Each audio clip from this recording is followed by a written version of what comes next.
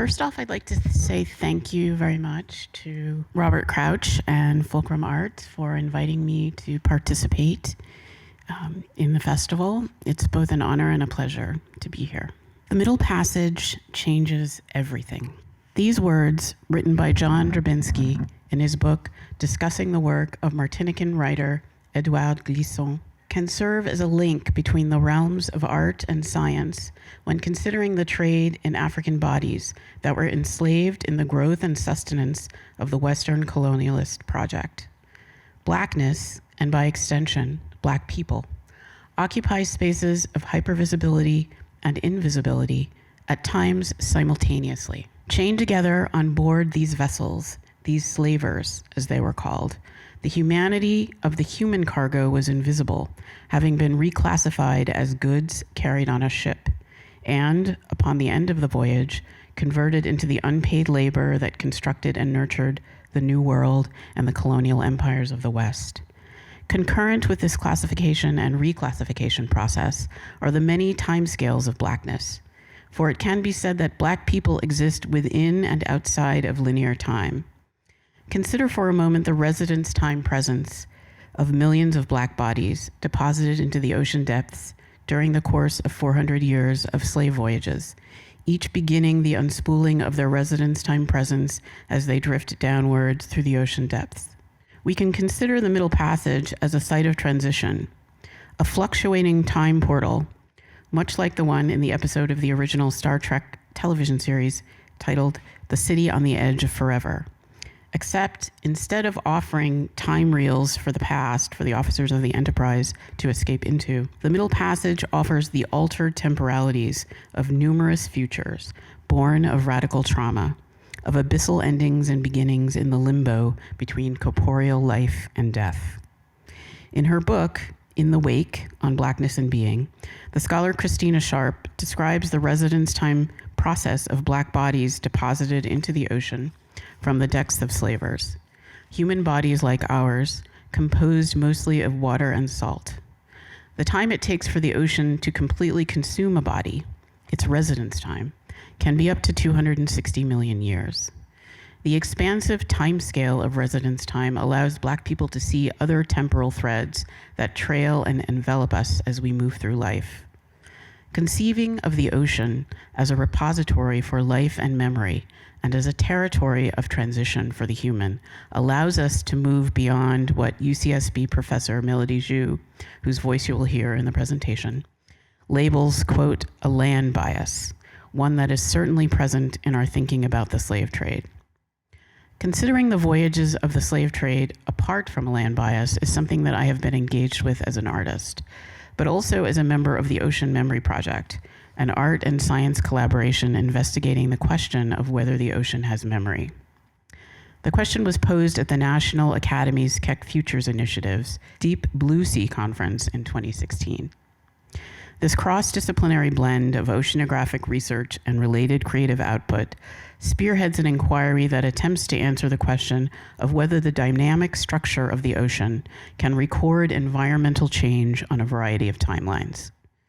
Those timelines also contain the numerous threads of the temporalities of Blackness.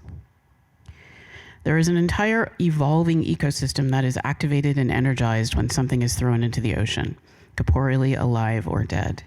Artists such as Ellen Gallagher have captured this phenomenon with work such as her Osidak series, which captures a whale carcass in process. In the instance of a whale fall, the death of the mammal is actually a release of energy into the ocean for the sea life, both visible and microbial, that depend upon its existence for survival. As Philippe Poire writes in Accidental Records, the volume published in conjunction with Gallagher's 2017 exhibition at Hauser and Wirth in Los Angeles, quote, men deconstructed whales for their purpose, for their own purposes, to yield oil, heat, and light from animals that lived in the cold, dark depths. The human thirst for energy has resulted in a changed climate. The dead whale seems to repair it. There is something angelic in this fall into the darkness. In the Leviathan's death, there is a ritual renewal, an assertion of the natural world from which we have done our best to absence ourselves, even as we adversely affect it. A source of inspiration for descent and transformation, a portion of which you will see shortly, is slavevoyages.org, otherwise known as the Transatlantic Slave Trade Database, a resource attempting to chart the statistics of the roughly 400 years of voyages trading in human beings from the African continent. The information contained in the database includes the beginning and ending dates of the voyages, the location where the human cargo is purchased, how many were embarked at the beginning of the voyage and at the end, the number of days spent in Middle Passage, the name of the ship, its size, the captain's name, and the name of its owners, and more. The statistics from these voyages is how we are able to know of the millions who did not survive the journey, the millions who have been interacting with the visible components of the ocean's ecosystem, as well as the invisible microbial ecosystem that we know exists through decades of scientific oceanographic exploration. The database is an evolving construct, with additional information added as its territories of record expand. Yet still, for the descendants of those bodies in residence time, the record, if you can label it as such, remains incomplete, and there is a desire for some kind of recognition. The desire runs deep into the culture of creativity and has resulted in the creation of concepts such as Drexia, the underwater Atlantis created by the offspring of pregnant Black women tossed overboard from slavers. Drexia is born out of the desire for the invisible existence of Blackness and Black bodies to be made visible, to remain within our historical consciousness. The creation of Drexia fulfills a need to restore lives that have been taken and to recontextualize the Black body as being able to survive in a place that necessitates superhuman qualities. Drexia is the triumph of Black adaptability over the consignment of death. The ending of corporeal life prompted by the jettisoning of a body into the water is the beginning of another form of life or non-life. It is at this point where artistic production can step in and give light and shape to what Glisson refers to as abyssal beginnings. In his writing about the Middle Passage, the slave trade, and the effect of the African diaspora in the Caribbean, Edouard Glisson labels the ocean as a territory of abyss and the belly of the slaver where the human cargo are kept as a womb abyss, a transformational space that will convert human cargo into the energy that constructs the new world, a conversion born out of terror and trauma. Those who do not survive the journey serve as markers for a new world inextricably linked with loss. Loss of bloodlines, loss of the ritual traditions of the home continent that connect the living to those who have passed. For those who survive, those rituals may be replaced by the religion of the colonial empires. For those who witness the involuntary and voluntary committing of Black bodies to the ocean depths, the lack of ritual confines those bodies to an undead status, framed in terror. Art allows the viewer in general, but the Black viewer in particular, to experience the thread of Black temporality made visible, and in that way remain connected to the entirety of our Black ancestry, both those who survived the Middle Passage to enslavement and those whose descent and transformation process remains extant. In Treatise, Glisson makes an argument about the temporality of history in Europe, but he might as well be speaking of the United States in this particular moment when he writes, "In fact, if there is a feeling of unreality in contemporary Europe, just as it tries to create itself, this is not because of the well-known torments that one feels at the end of the century, but because of the enormous multiplicity in which history is now going astray, and the pain caused by the lack of power or control over this history, felt by those who had conceived it as an origin projecting itself towards an end," end quote. Glisson's words should be kept in mind as we continue to explore the temporality of Blackness and representations of the physical nature of Black people in artwork associated with the ocean. This artwork can serve as a claim against the elimination of discourse about the true nature of our nation's history. As is often the case with art that illuminates that which is hidden or distorted, artwork connected to the Black body in residence time can be a disruptor of narratives designed for comfort at the expense of truth. In his lectures and scholarship regarding the decolonization of systems of knowledge, the Kenyan writer and UCI professor Ngugi wa Thiong'o explores the cultural centricity of language, a perspective we can utilize to construe the Black body as a form of language in and of itself. a language that articulates the human in the ocean depths over the course of millions of years. In articulating the human in the ocean depths, the black body as language alters the life cycle processes of the ocean via the injection of human DNA. Every black body, every black life entering the ocean during the course of the Middle Passage is a separate and distinct universe of transformative possibility in its encounter with ocean life. Passing into residence time, each repeat also a difference, resulting in a microbial presence that is generative and regenerative. A life-giving and life-altering process that may transform in ways we cannot yet comprehend in our current timescale, where we lack the technology to render this particular invisible process visible. As Ngugi says, language, any language, has a dual character. It is both a means of communication and a carrier of culture, end quote. The black body as language explodes and circumvents boundaries of meaning, bringing new designations of meaning to the attention of the culture at large that are based on a history that can no longer be ignored.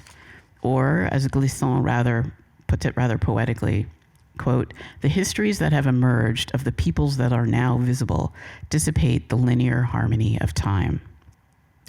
In his book, Freediving, Renegade Science and What the Ocean Tells Us About Ourselves, James Nestor describes the process of becoming the ooze that coats the Hadal zone of the ocean, otherwise known as the seafloor.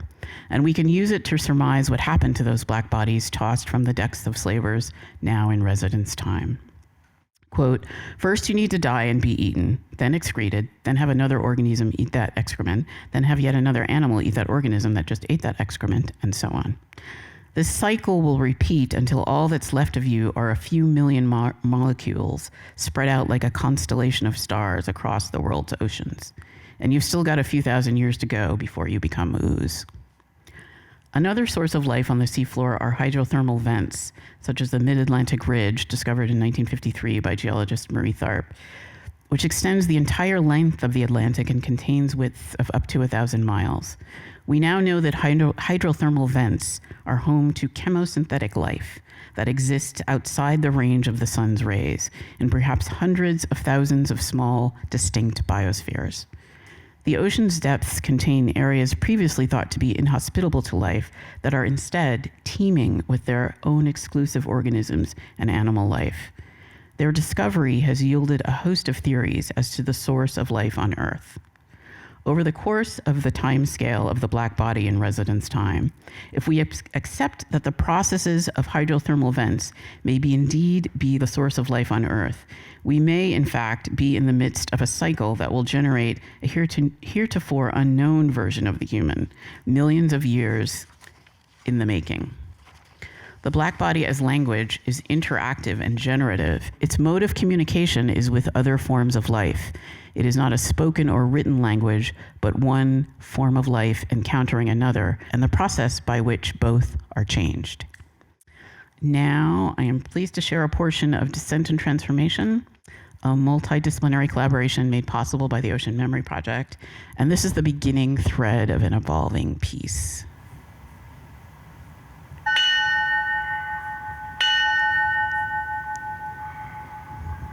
Oops.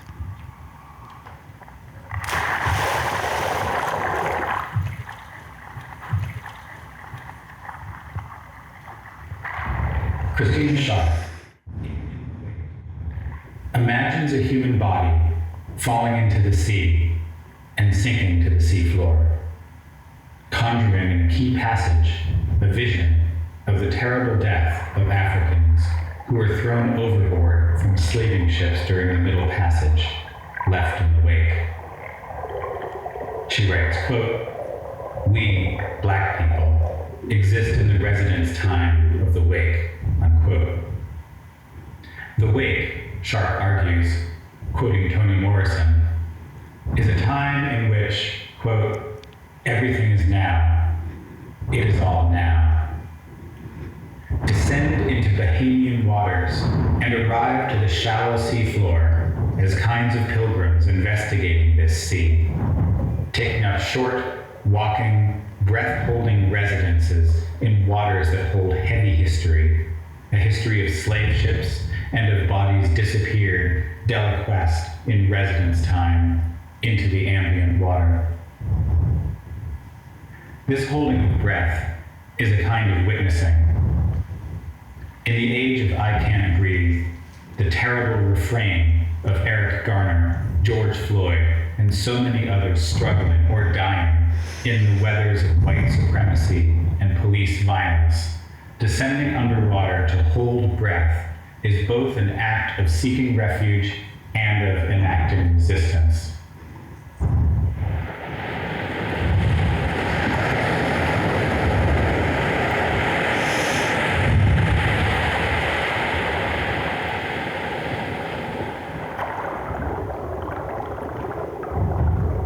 She loves the ocean and the coral it keeps and the sun-dappled seagrass amidst white sands of grief.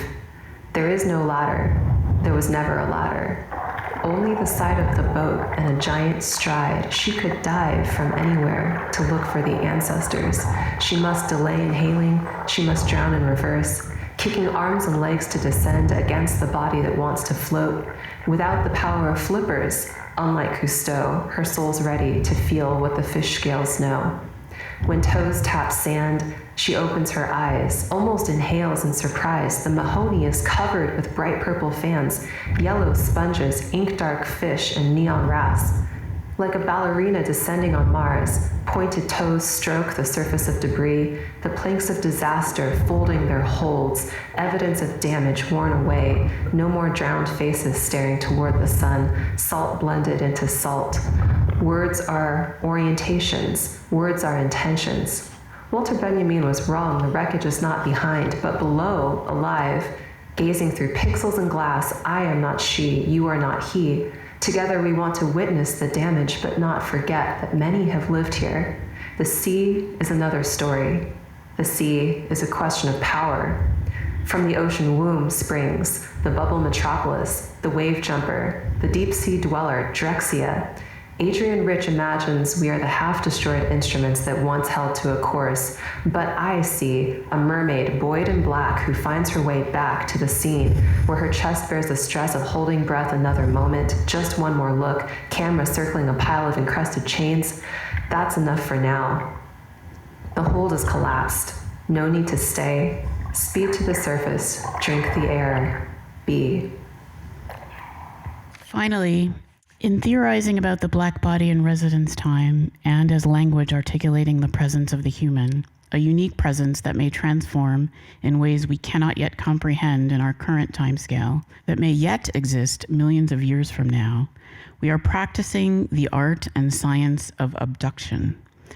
The version of this term employed here is taken from Abducting the Atlantic, a chapter in Alien Ocean, Anthropological Voyages in Microbial Seas, in which MIT professor Stefan Helmreich, whose voice you just heard moments ago, describes a process coined by the semiotician Charles Peirce as, quote, reasoning from premises that may materialize in the future. In conceiving of the black body as language articulating the human, we are weaving together the known and the unknown of the past and pulling in strands of progression in our contemplation of the universe of possibilities present in the ocean as a container of life.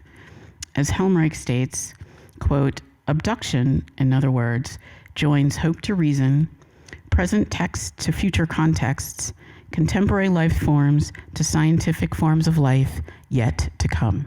Thank you.